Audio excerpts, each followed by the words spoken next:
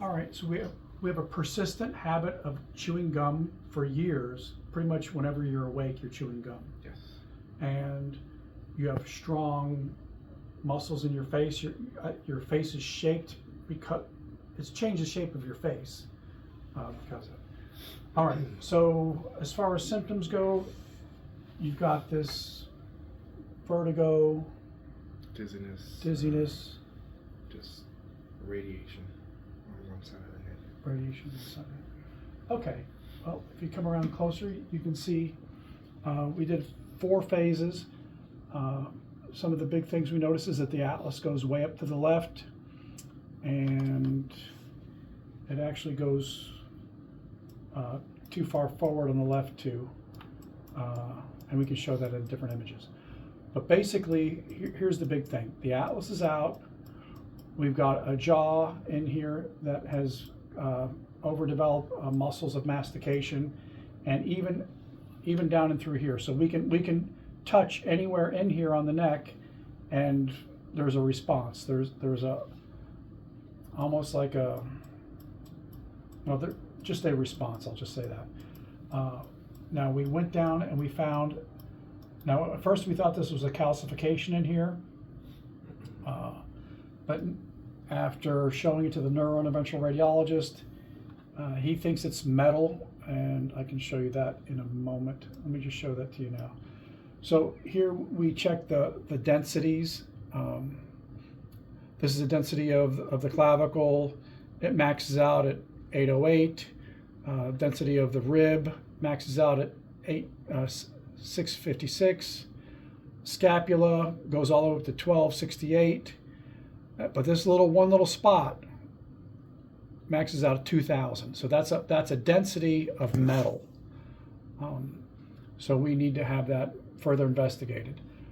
So basically we show these images to the neurointerventional radiologist because we were concerned about this hypoplastic vertebral artery on the right. Because the idea is that whenever you touch in here, you can elicit your vertigo, the dizziness. So just looking at the dominant vertebral artery on the left, looks beautiful, pretty. The one on the right, you can see how it becomes diminutive down through here. So the concern was if we push in here, that response that we're getting. So when you touch in here and you trigger your response, you ring the doorbell of these symptoms. Are you putting pressure on the vertebral artery, which is already diminutive, hypoplastic, and causing the symptoms? Well, the neurointerventional radiologist says no, he doesn't think it is. So then we're back to I'm not going to say dysautonomia, but I guess technically, but it's more of a vasovagal response to touching in here. That metal, that it could be like a pearl where it's metal and then calcification around it. Does that have anything to do with pushing in here? It could, but either way, the vertebral artery is deeper to the actually the brachial artery, but it's this ansa subclavia. It actually does go into the recurrent laryngeal nerve and the phrenic nerve. It could knock your wind out of you. It does actually feed into the vagus nerve, and this is where that vasovagal response we think is coming from when you touch there. Now, obviously, anybody that does what I do, we want to probably stretch that. We want to look at you musculoskeletally and find any contractures, and the way you were carrying a generator and fell a couple of steps, so we think musculoskeletal. But because of what we found in there, I don't think it's safe or prudent for anybody to stretch this area, to do anything, treat it musculoskeletally until we find out what that piece of metal is in there, and maybe have it surgically removed, or at least have a better understanding of what's going on in there. So this is kind of like a no man's land until it's better understood. You're going to get your atlas adjusted. We went in there and released the internal pterygoid, which made a big difference. That's normal anatomy. Let's get that out of there. We've already talked about this.